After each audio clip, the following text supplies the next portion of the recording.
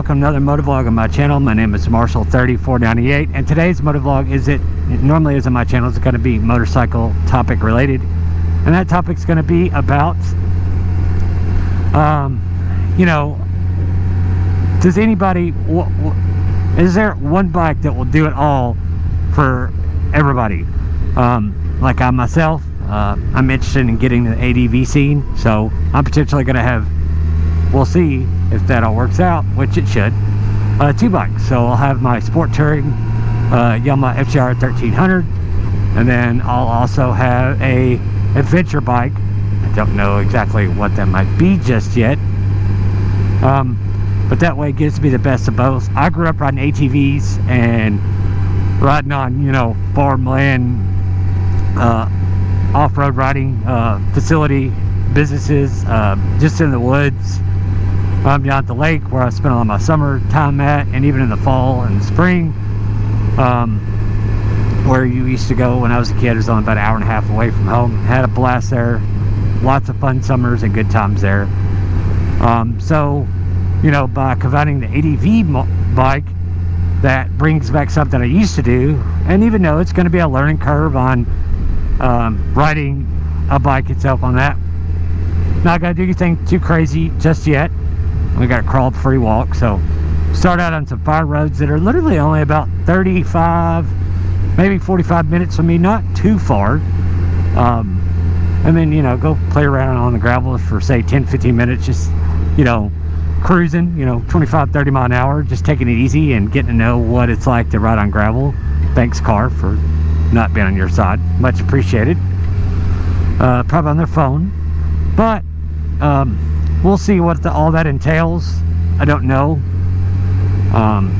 but I think it'll be a lot of fun and something that I'm looking forward to trying out and seeing what it's like.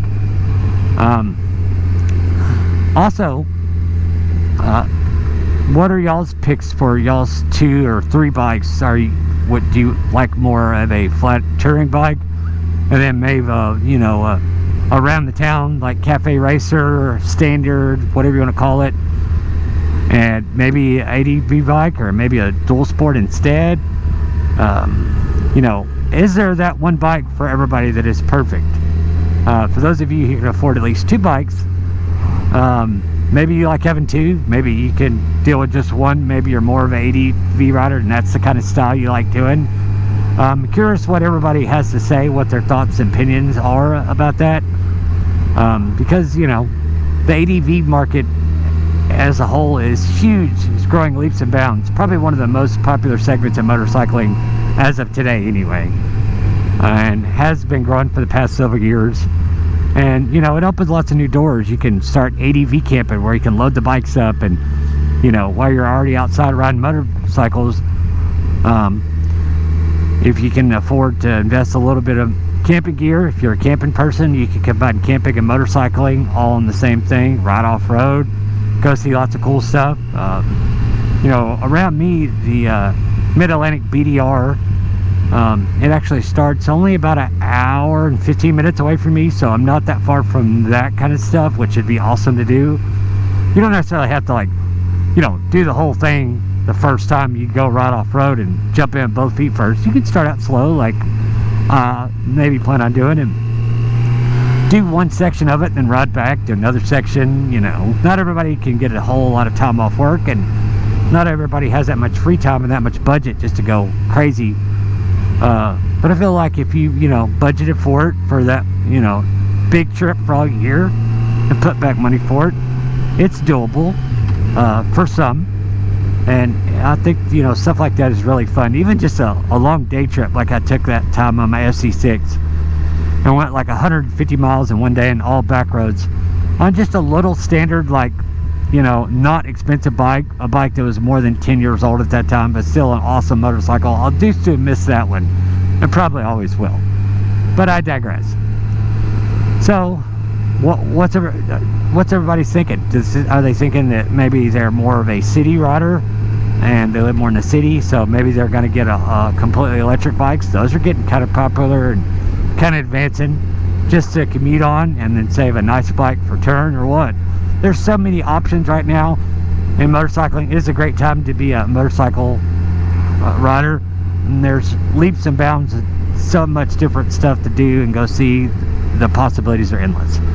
So on that, guys, like I said, let me know your thoughts, your opinions. You know, gas prices are going up a lot of places, especially in California. So maybe they're going to all electric. Who knows? Granted, the electric bikes aren't cheap, but you know, less stuff to maintain, kind of like the electric cars. Maybe not as cheap for an electric motorcycle as it would be for an electric car.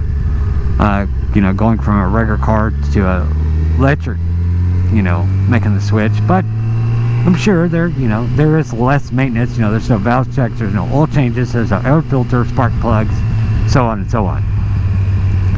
But when the initial price of the bike is at least 10 grand, like a new electric bike, it takes a long time to recoup that benefit. I think that's my opinion and my, you know, somewhat sensible mind thinking and speaking. So I don't know, just let me know what y'all think. Hope y'all enjoyed today's motovlog. If you're not already done so, please like, share, and subscribe, and we'll see you on the next one, guys. See ya.